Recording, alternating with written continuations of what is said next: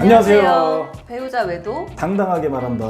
여풍당당. 상담계에 해법 있는 바람주치의 묻지마 간디.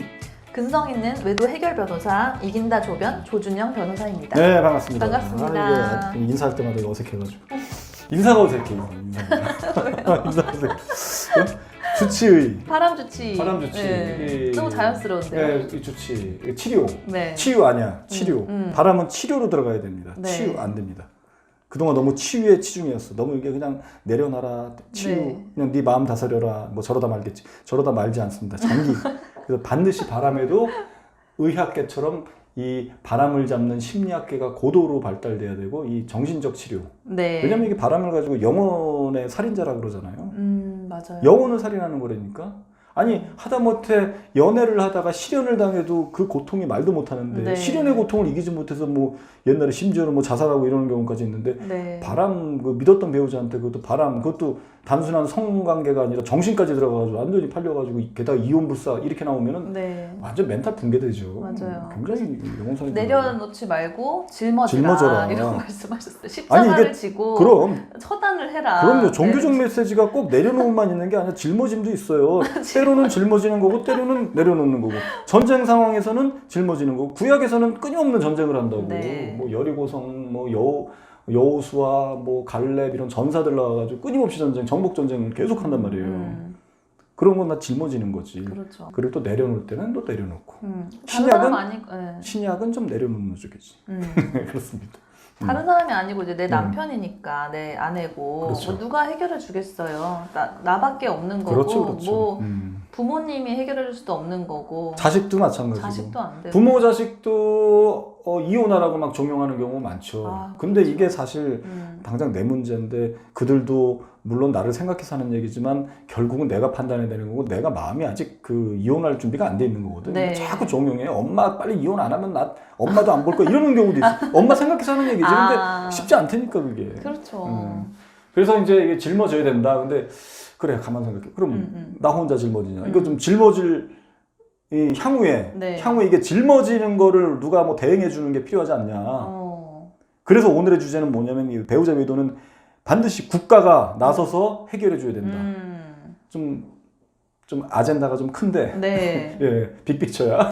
빅픽처인데 이게 맞는 것 같아. 제가 네. 볼 때는. 왜냐하면 이 바람은 중독이란 말이에요. 네. 바람의 과정을 보면 멀쩡했던 사람이 갑자기 이상해져. 네. 배우자한테 옛날부터 불만이 많고 뭐 여러 가지 뭐 이혼 사유가 있으면 그거 가지고 계속 꼬투리 잡고 지적질하고 그러고 싸우다가 뭐 고쳐라 싸우고 지지고 볶고 싸우다가 도저히 안 되겠으니까 이혼해 이렇게 간 게 아니라 네. 그렇다면 이해를 하겠는데 멀쩡히 잘 지내다가 갑자기 이상한 행동을 보이는 거야. 네, 뭐 네, 네. 우리 좀 떨어져서 생각해 볼까? 뭐 심지어는 이혼하자. 그리고 집에서도 안절부절 못하고 그래서 뒤를 캤더니 여자가 생긴 거야. 네. 또는 남자가 생긴 거야. 이제 내 아내의 경우는. 네. 그래가지고 그거 가지고 이제 막 난리치면은 야 뭐 네가 옛날에 나한테 이렇게 했고 저렇게 했고 옛날 온갖 꼬투리 잡아가지고 갑자기 막 지적질하기 시작하면서 갑자기 그러는 거죠. 네. 뭐 물론 부부 사이가 항상 좋을 수는 없어서 그러니까. 싸운 적도 있겠지만 그렇게 심각하진 않았는데 이상한 갑자기 행동을. 어느 순간부터 핸드폰을 그렇죠. 몸에 쥐고 있고 그렇죠. 핸드폰 몸과 한 몸이 돼가지고 잘 때 오늘 오전에 상담하신 분은 아내가 바람났는데 잘 때 폰을 안고 자더래. 아니 폰을 너무 어떻게 하면 소중하게. 안고 자? 아니 내가 폰을 뭐 주머니에 넣고 자는 것도 맞고 베개 밑에 넣고 자는 거 많이 너무 봤는데 또 소중해. 폰을 이렇게 끌어안고 자는 경우는 또 처음 봐. 이거 이상해. 이상한 행동을 보여. 그게 이제 상간자한테 빠져들어서 하는 거거든. 맞아요. 이거는 정서의 강을 건넌 거예요. 아, 처음에 호기심 양다리로 시작해서 육체적 관계를 하다가 거기서 멈추면 엔조이로 끝나는 건데 그렇죠. 그게 길어지다 보면 이제 정서의 강을 건너가지고 정신이 들어가 버리면 그때부터는 네. 굉장히 깊어지는 거거든. 네. 그때부터 그런 이상한 행동을 보이는 거예요. 막 네. 갑자기 뭐 짜증내고 꼬투리 잡고 지적질하고 뭐 뭐 집에 있을 때도 안절부절. 몇 가지가 있는 것 같아요. 패턴이 적 있어. 외모에 관심을 보이는 거랑 그렇죠. 그것도 있지. 핸드폰을 손에 놓지 않는 손에 놓지 거. 않는 거랑. 그다음에 주말이나 평일 저녁에 갑자기 바빠지고 야근이 생기면서 안 그렇죠. 들어오는 거. 안 이런 들어오고. 거는 진짜 약간 패턴인 것 같아요. 출장도 잦아지고. 출장 잦아지고. 그래서 이게 중독이라고 보는 건데 정서의 강을 건너는 순간 이게 중독으로 들어가. 중독으로 진단 내려야 되는데 중독이라는 건 뭐냐면 그 때가 되면 그 행동을 안 하면은 몸에 막 이상이 생기고 정신적으로 막 너무 힘들고 이게 중독인 거거든. 네. 마약, 도박, 알코올, 담배도 마찬가지. 때가 됐을 때 그걸 안 하면은 미치는 게 그게 중독이에요. 그렇죠. 근데 그런 패턴을 보인다고. 그래서 네. 이 여자랑 계속 끊임없이 연락해야 되는데 아니 집에 아니 내일 아침에 볼 건데 그 잠깐 저녁 시간에 그 통화하고 싶어가지고 그렇게 핑계 대가지고 뭐 사러 나가야 된다고 나가고 그렇게 돌아다녀. 그렇게 밑으로 내려가. 뭐 자기가 쓰레기 버리겠다 그러고 뭐 차 빼줘야 된다고 영문을 할 수 없고 차에 뭐 가지러 가야 된다. 그게 중독의 전형적인 증상이란 말이에요. 그러네요. 그러니까 사람이 바뀌니까 중독으로 변화된 상태를 그렇죠. 보이는 게 맞네요. 그래서 중독의 특징이 뭐냐면 뇌가 고장나는 게 중독이에요. 뇌가 네. 습관화가 되는 거거든. 습관화되는 대표적인 게 뭐냐면 전두엽이 손상되고 도파민이 과잉 분비된단 말이에요. 네. 마약 중독, 도박 중독, 알코올 중독, 심지어 담배 뭐 여러 가지 중독 많잖아요. 네. 운동도 과하면 중독이라고 그러더라고. 그렇죠. 마라톤도 중독이래.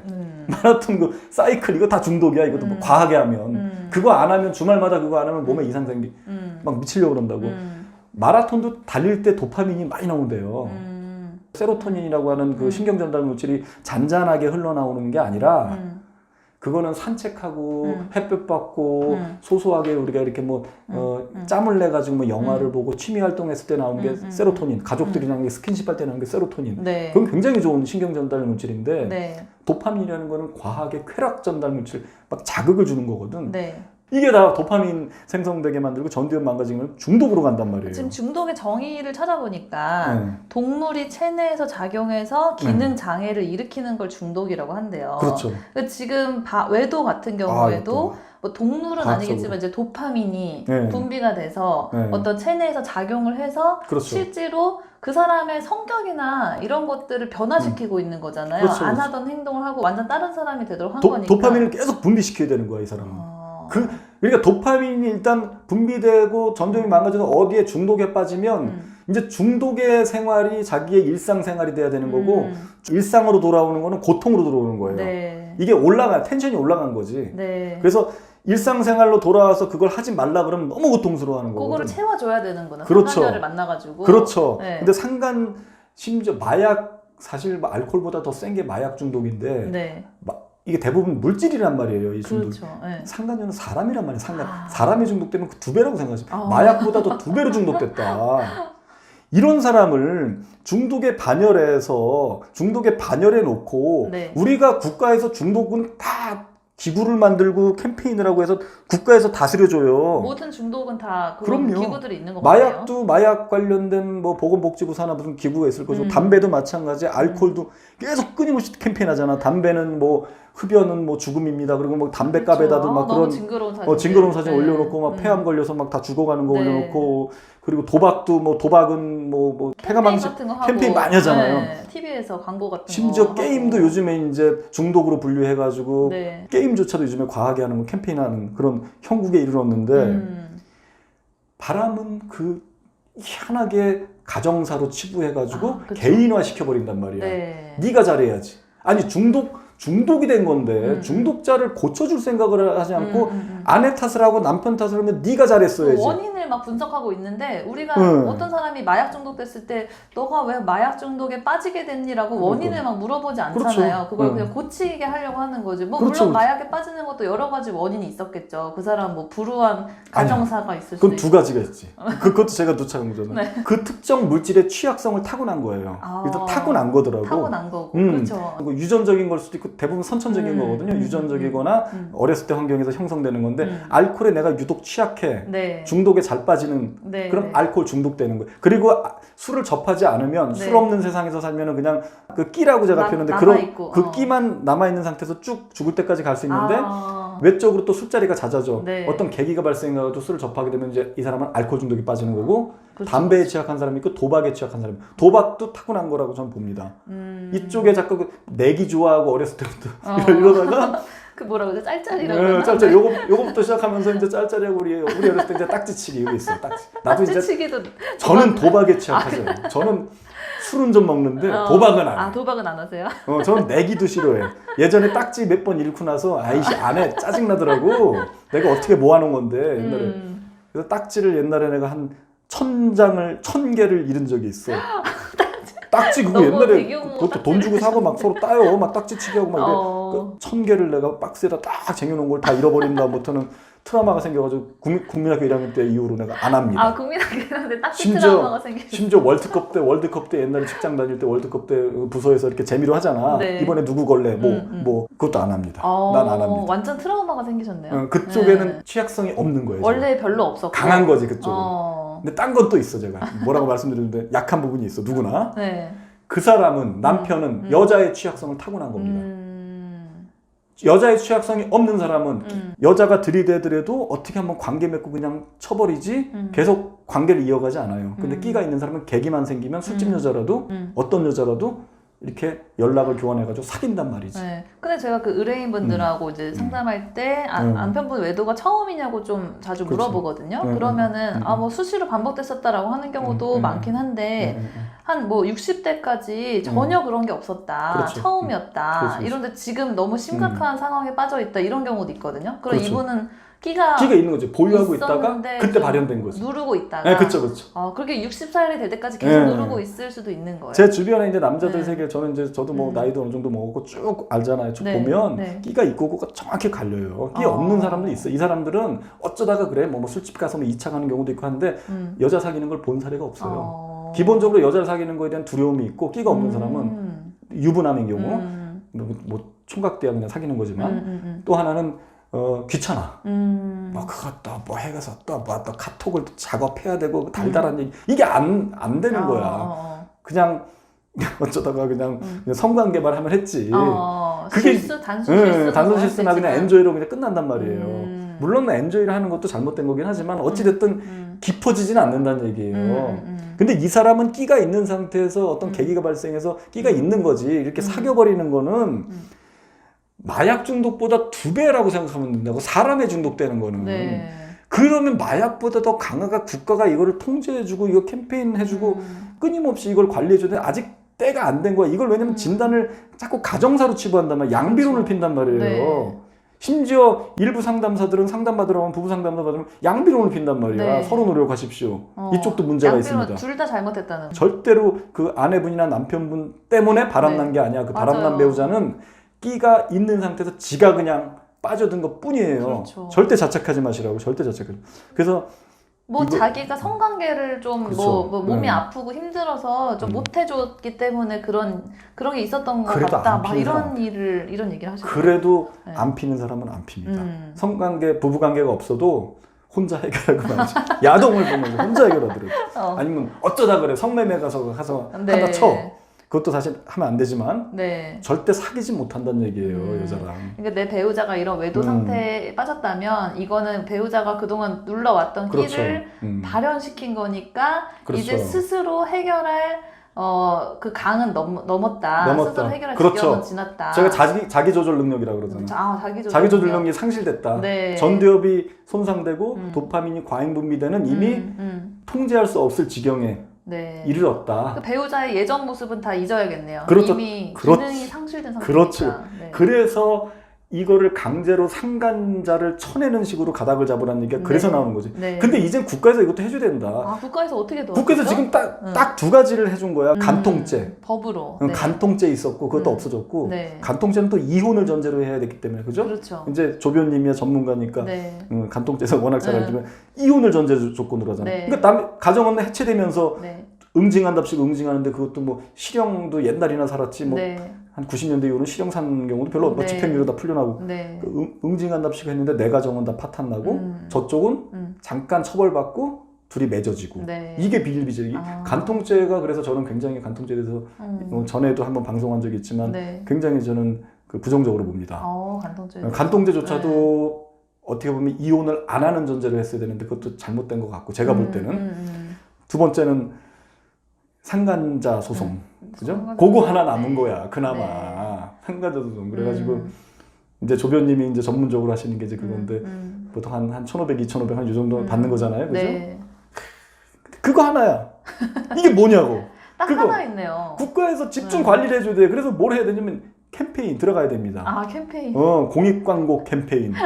바람은 곧 죽음입니다. 막 이렇게 배우자가 바람핀 배우자가 옆에 상간자를 태우고 중앙선을 이렇게 운전하다가 중앙선 침범해가지고 이렇게 달려오는 이런 걸 찍어야 돼. CF식으로. 그래서 나랑 우리 애들이라는 게 단란하게 가고 있는데 네. 남편이 중앙선 침범해 상간자 옆에 태우고 중앙선 침범해가지고 고의 또는 과실로 침범해가지고 미필적 고의지 에라 모르겠다 그러고 들이받은 거야. 네. 그래서 나뒹굴라진 상태.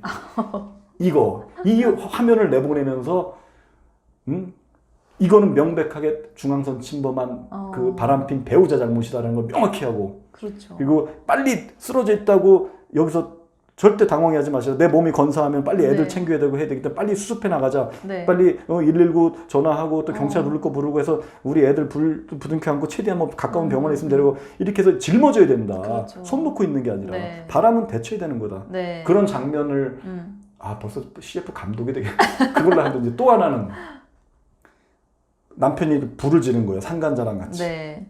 우리가 잘 살고 있는 집에 불을 지른 거야. 네. 고의 또는 과실이에요. 늘 네. 이건 바람이라는 게 고의 또는 과실인데 네. 약간 미필적 고의가 있죠. 약간 뭐 알 수 있는 에라 상태에서도 모르겠다. 네. 이러면 가정이 깨질 수도 있지만 에라 모르겠다. 모르겠다. 이게 약간 미필적 네, 고의잖아요. 네, 그죠? 네. 그렇게 해서 질러버려. 불이 난 거야. 불을 질렀구나 집에. 소방차 부르고 다 해가지고 빨리 맞아요. 불부터 끕시다. 네. 애들 구하고 그러고 나서 이 불탄 집을 고쳐 살 건지 아니면 집터를 두고 떠날 건지 불 끈 다음에 생각합시다. 자동차가 뒹굴러가지고 애들 피투성이 됐을 때 일단 애들부터 살리고 내가 이거부터 수습하고 빨리 저들 처벌시킬 건 처벌시키고 해서 내가 다 이겨놓고 저 사람이랑 살 건지 말 건지를 결정합시다. 이혼은 나중에 생각합시다. 캠페인에 그것도 들어가야 돼. 이혼은 나중에. 일단은 짊어지고 수습해야 되는 거. 바람은 떨쳐 일어나야 되는 거고 상대방이 고의적으로 도발한 겁니다.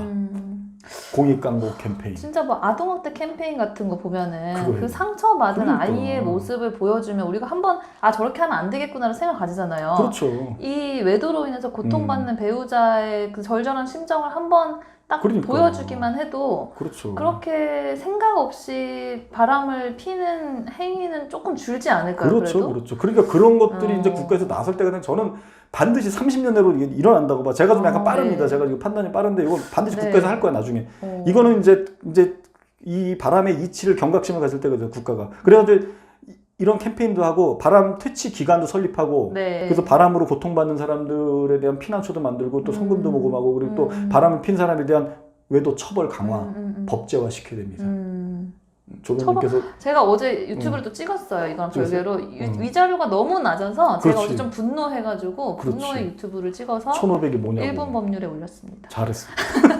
그래서 금액도 높이고 네. 5천만 원 막 이상으로 하고 그렇죠. 그리고 바람 갱생 감호소 같은데 한 3개월 동안 교육 네. 삼천 교육대처럼 그렇게 해서 교육시켜서 갱생시켜서 어떤 여자의 유혹에도 굴하지 않는. 그래서 거기서 개고생하고 나오면 사람이 눈빛이 반짝반짝해져. 네. 그리고 그 남편이 들어가 있는 동안은 또 남편이 돈을 못 버니까 국가에서 지원해주고. 세금을 그런 데 쓰는 거지. 무슨 코로나라고 막 나눠주는 것도 중요하지만 그런 데 세금을 쓰니. 그래가지고 고통받는 아내한테 경제적으로 좀 남편이 돈 줄 거면 무조건 국가에서 무조건 남편이 벌어다 주는 만큼 딱딱 지급해주고 남편한테 사후 청구하더라도 남편은 감옥에 쳐넣는데 지가 안 주고 살 수 있을 것 같습니까? 그렇게 가야 된다고. 지금 양육비도 지금도 흐지부지 되니까 맞아요. 양육비도 아직도 해결이 안 되고 있어. 네. 지금. 오늘 너무 그렇습니다. 중요한 말씀 해주셨는데 그러니까. 이제 그 요지는 내려놓지 말고 짊어지고 해결하는데 그렇죠. 해결을 혼자 하는 건 물론 힘들고 아직은 이제 그런 이제 사회적인 제도가 네. 좀 미비되었지만 그렇죠. 그래도 내려놓지는 말아라. 그렇죠. 짊어지고 우리가 할 수 있는 데까지 하고 그럼요. 이런 목소리들을 많이 모아 나가서 사회가 같이 짊어질 수 있도록 우리 그렇죠. 힘을 합쳐보자 그렇죠. 이런 요지셨던 것 같아요. 네, 그렇습니다. 그래서 이거는 이제 제가 화두를 던진 거예요. 뭐 국가가 당장 움직이지 않겠지만 이거를 보는 그래도 국가 기관에 계신 분도 있을 것이고 뭔가 현자가 있을 것이라고 봐. 네. 요거구나. 이거를 이제 약간 이런 정책을 좌지우지하는 사람 또는 어떤 언론사에 종사하시는 분 이런 네. 분들이 우리 유튜브를 좀 유심히 보시고 정말로 이걸 좀 많이 퍼뜨려 주시면 네. 국가에서 움직일 수 있을 이 거라고. 캠페인은 정말 중요한 것 같아요. 중요하다고 봅니다. 왜냐하면 이 가정이 아이들이 또 걸려 그럼. 있잖아요. 가정이 안정되지 않으면 또 그렇죠. 아이들 정서가 또 영향 많이 받으니까 그러니까. 그런 캠페인을 하나 해서 경각심을 심어주는 건 정말 그러니까 좋은 출산율 높이려고 그렇게 돈 쏟아붓지만 네. 있는 가정 건사라고 지금 그러니까. 애 임신해가지고 막 그때 바람 피고 나니까 둘째를 낳을 생각을 안 하는 거지. 아내가 그렇죠. 애 임신할 때 한참 속썩인 게 맞아요. 트라우마가 있는데 둘째 낳겠습니까? 맞아요. 바람으로 또 해체돼 버려. 첫째도 나기 전에 해체돼 버리는 경우도 많고. 이게 출산율 높이. 있는 가정 지키자고. 있는 가정. 돌봄 비용 다른 사람 그러니까. 쓰는 비용 아니고 남편이 가정에 충실하면 그러니까. 그 돌봄 비용도 줄어들 수 있는 거잖아요. 내 말이. 이게 진짜 문제 근원이네요. 가정 문제 근원이네요. 네, 그렇습니다. 예. 자, 여기까지 하시고 오늘 좀 시간이 됐네요. 자, 우리 그 역풍당당 바람치유센터 검색해서 들어오셔가지고 거기 들어오시면 이제 제가 쓴 대처법 여러 가지 쭉 많습니다. 그거 읽어보시고 좀 많은 활동 부탁드리겠습니다. 네. 자, 오늘은 여기까지 하시고 또 다음 회에 또 만나요. 안녕.